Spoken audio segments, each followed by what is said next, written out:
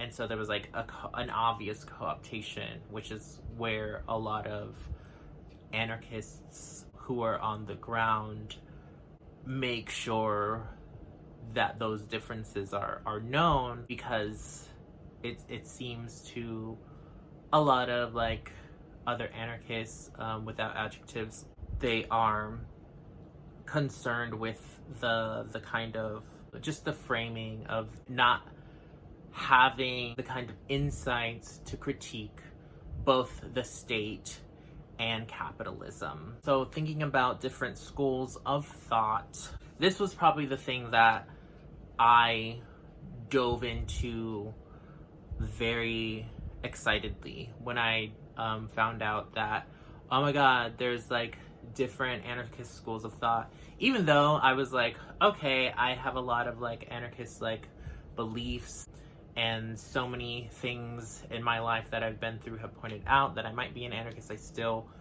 to this day, don't necessarily identify as an anarchist. More so an anti-authoritarian, because it's a little less, it's more like something you have to do than something that you can claim to be. But my thing that I became very fascinated with is, you know, how anarchism is very much a prefigurative politic. There are ways that you can do and practice mutual aid and popular initiation and direct action. You can do all of these things, and you don't need an organization, you don't need a party in order to participate in these types of prefigurative politics. And I think that has always, you know, when you look at historical tensions that Black people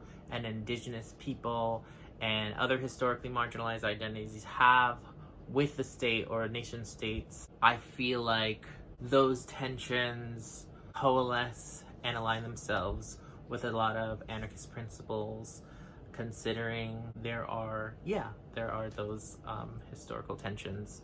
Back to the schools of thought of anarchism, there's different schools of thought or different kind of movements within anarchism that have happened.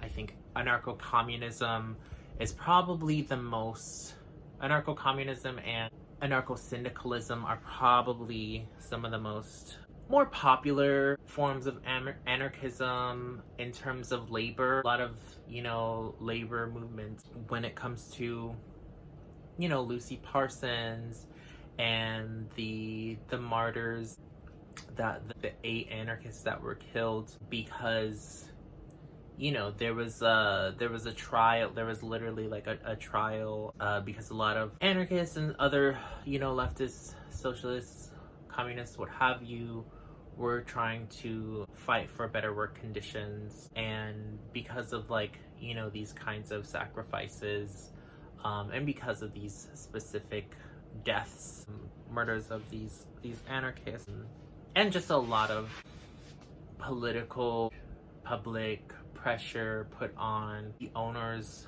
of the means of production and capitalists, things did change. I think a lot of the labor movement has a lot of shortcomings. You know, a lot of more marginalized folks would probably acknowledge that. The anarcho-communists who speak about working class politics, the reason they're doing that is because they don't have the same gender and racial and or able-bodied positionalities as other marginalized folks do. Anarcho-syndicalism is also workplace, you know, sabotage and trying to get people to work in ways where they can then work for their own collective benefit without the regulations and often authoritarian rule of their bosses. There's like the black cats and the red and black symbology that anarcho-communism represents.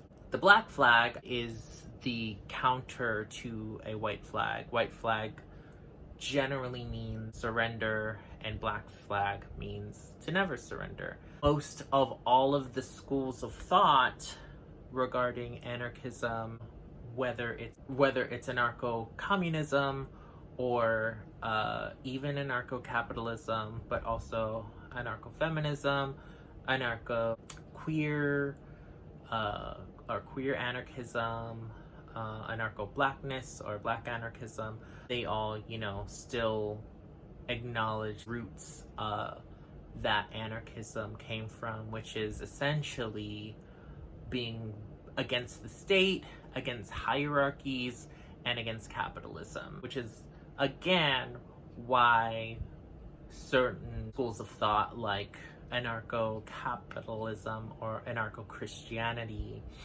aren't seen as actual anarchism, because they're essentially colluding with very dominant systemic structures.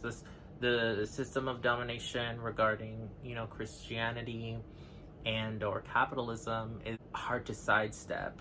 I just love that there's that it's expressed in these kinds of ways, and there's all of this study behind schools of thought regarding anarchism, and people who can just expand on it without having to have college degrees, or who have had practice in their communities or spaces that they reside in and are struggling in.